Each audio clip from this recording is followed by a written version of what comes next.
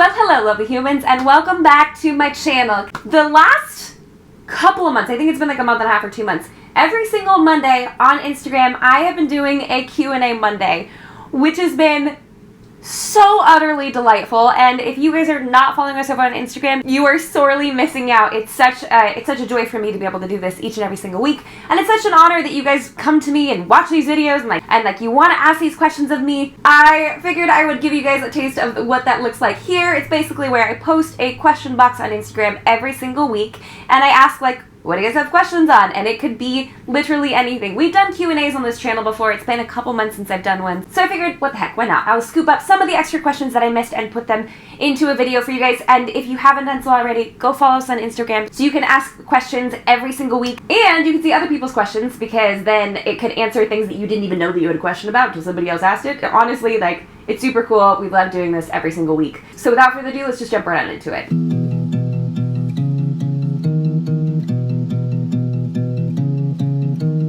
So I have a ton of questions here already, which is extremely exciting.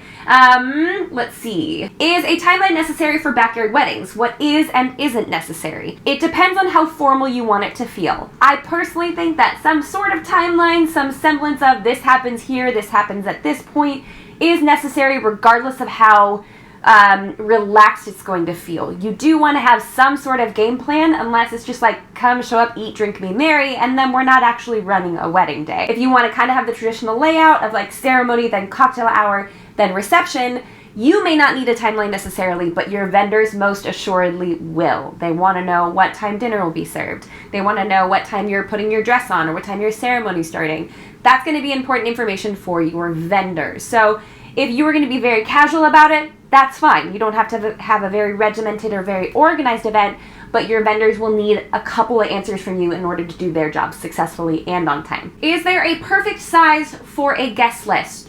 No, not at all, not even a little bit. It just depends on what you and your honey are comfortable with. For us, for our wedding, we had 140 people. If I did it over again, I would have 80. It's just big enough to feel like a party, but not so big that I can't talk to everybody. But there is no right size for a guest list, especially post 2020. That's out the window. There are no more rules. You can have a mini moni with just a handful of people. You can elope just the two of you. You can have a traditional event. There is no perfect size when it comes to this. It just depends on how much time you want to spend with the guests that are there. How popular is the money dance? What are your thoughts on it? The money dance is, I'd say we see it about a third of the time, maybe a fourth of the time. It's not wildly popular, but I haven't ever seen people respond to it in an overly frustrated manner. But they probably wouldn't have voiced it out loud. I think it's fine. It is a more traditional thing, so it's not like you're just inventing an excuse for people to give you money. Unless you feel like that, then don't do it. I don't have a problem with them. They very easily fit into the timeline, and I also think it's a very sweet and intentional way for people to bless you with a little bit of extra cash if they want to. But most people will not miss it if it's not there. Does that make sense? So I could take it or leave it. I don't care. I did one at my event, but we see plenty of them that don't have it. You can get a decent chunk of change out of that if that's something that you are interested in doing. But for some people, that's they could never imagine. They just couldn't. So, it's the least helpful response, but it doesn't matter. It literally does not matter. And if people are ticked off, then they just won't stand in line to dance with you.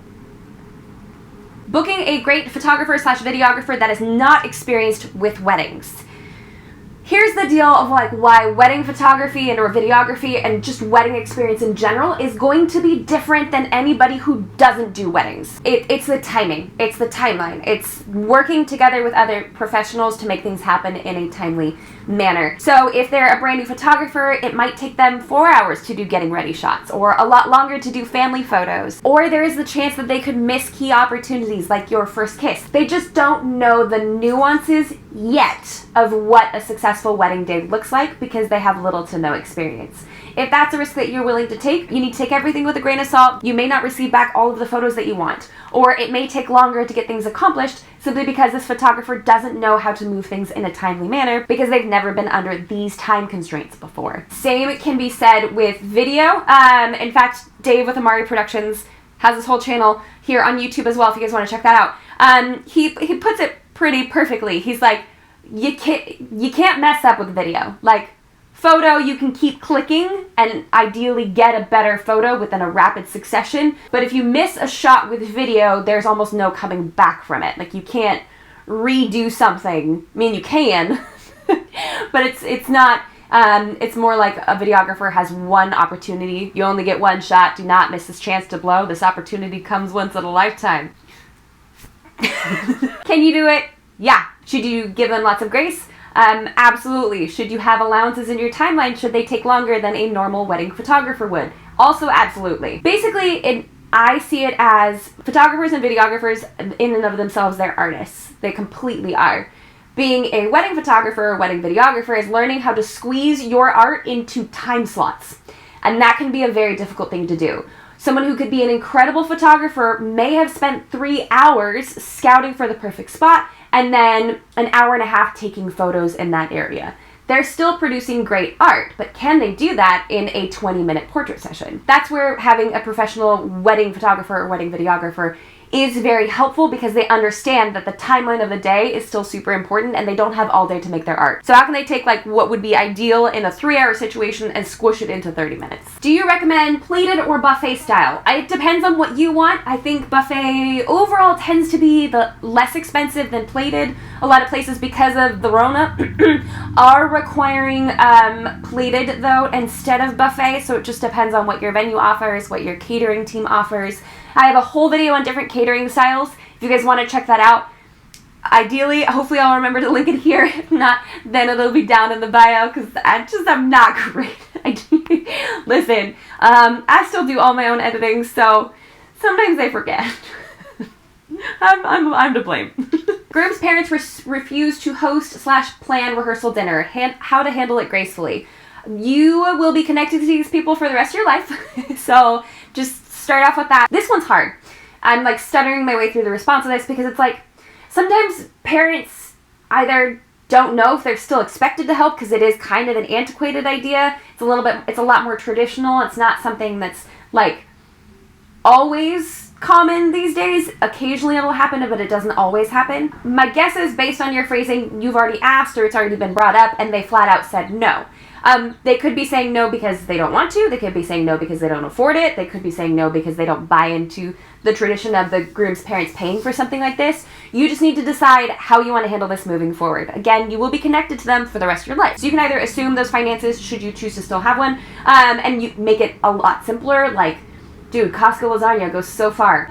So good, right? Or you can choose to not have a rehearsal dinner, but it's probably not going to end well if you try to force them into doing it if they've already made it clear that they're not going to. Tips for unresponsive vendors booking for 2022, and they're all busy with 2021 weddings. Grace, all like poor Grace all over the situation. Because we're all scrambling. Like, we're all flying like crazy people, because we are taking 12 months worth of weddings that were supposed to happen and now cramming them into a fresh 12 months worth of weddings.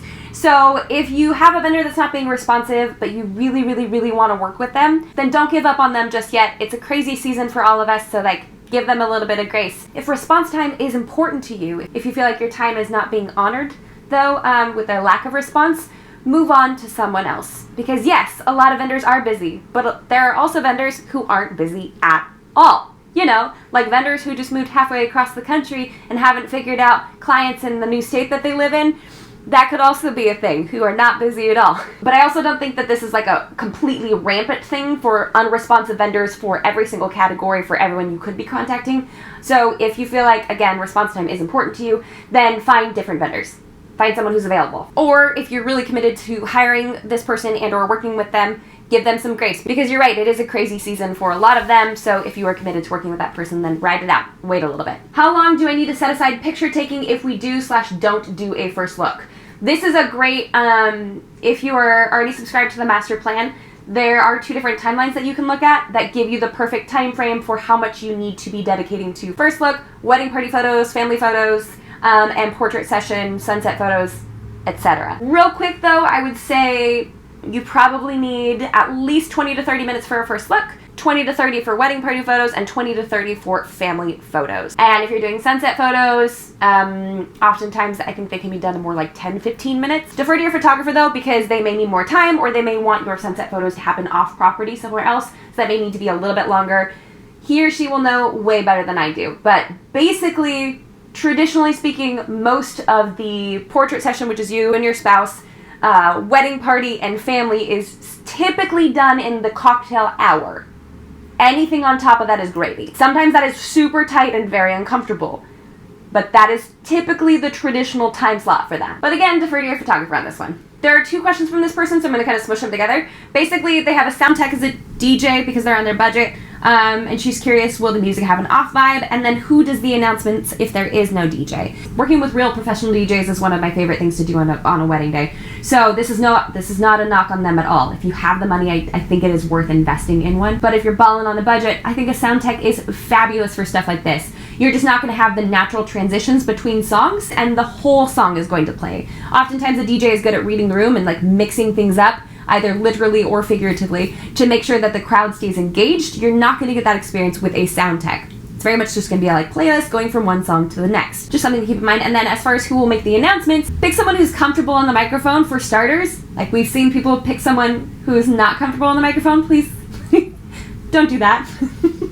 And then someone who ideally will stay coherent throughout the entirety of the evening. You don't want your master of ceremonies, your MC, to be sloshed before your grand entrance even happens. So usually it's someone animated, someone who, again, doesn't mind being on the microphone, and also who you don't need to prompt for stuff like this. So if it's like, hey, I'm going to pass you this responsibility at 7:05, can you do this? Like, just here's the timeline, here are the things that we need you to announce. Can you do that? Because you don't want to be questioning whether or not that person is going to remember to do those things. Do bridesmaids pay for their hair or makeup if you hire a stylist, or do you pay for them? Great question. If you require it, if you specifically require that your wedding party gets their hair or makeup done, you pay for it. If it's an option, they have the option of paying for it. That's how that goes. So, but you also need to make sure that you're running this by your hair and makeup team, because they may not come on site unless they have X number of people who are paying for services. So you do need to gather that information beforehand. Even if it is optional, you'll still need to figure out who's a yes and who's a no in order to book out the correct amount of time with your hair and makeup team. How much should dinner for 80 cost? There is no should here. There is no standard answer. I have absolutely no idea whatsoever. Catering is one of those variables that can be so inexpensive if you want it to, or so expensive if you want it to. You can go as cheap as something like drop catering, like literally like Chick-fil-A can cater an event. No one's serving it, they just drop it off. Someone else has to set it up. Or you can go white glove, 7-course meal. There's no should here. I will say what's most common, this is not helpful, would be between $15 and $65 a head. It literally depends on what kind of company you're hiring and how much service they offer alongside their food. I want to write my own vows, but my partner is reluctant. Help. This is hard. Oftentimes it's because the partner may or may not feel adequate enough, or may not feel like their words are going to be powerful enough, adequate enough. They may feel like you are better at this than they are, and that's very difficult. Public declarations of love, especially being vulnerable like that, it's a very emotional experience, so we need to give some grace on this one, because that can be tough. That's actually something I ran into with my husband, is he was like, I don't know if I can write the right things. And I love writing, and his vows ended up being way better than mine. I would then suggest that your partner maybe look for a template online where they can kind of fill in personal details, but it's not the traditional repeat after me style vows. But also bear in mind that you don't want to put your partner in a position where they're super, super uncomfortable on your wedding day because you really, really wanted to write your own vows. In addition, you can write your own vows and then just say them to each other in private. That's a very sweet way of doing that, so that checks off that box for you. Or you can have the same middle person, which this is my husband and I did this. I read my vows to his sister and he read his vows to his sister. So she was able to say like, his is a little longer, yours is a little funnier, whatever it happens to be. At least we have the same sounding board. So he felt confident and I felt confident that it wasn't like I was going in with 17 pages and he was going in with a paragraph. All right, so that's all we have for this week's video, guys. I hope you enjoyed it. Again, if you have not joined us over on Instagram, I highly recommend that you do that. It's such a great way to connect with you guys. It's such an easier way, honestly, to share links where I can just say, like, swipe up to find it right here, instead of, like, crawling all the way down there to the description box, because I know that journey's so far. It is, like, almost no one clicks on links in description boxes anymore. But it also allows for some real-time tangible answers for you guys, which tends to be extremely helpful because wedding planning is confusing and stressful, and sometimes you just need a professional to go, hey, here's what you're supposed to be doing. Speaking of which, if you haven't checked out the master plan or subscribed to that already, you'll find it linked below. Long journey. But it's literally everything that you need to plan your wedding with the help of a professional from point A to wedding day. Subscribe if you haven't already, and until next week, bye guys!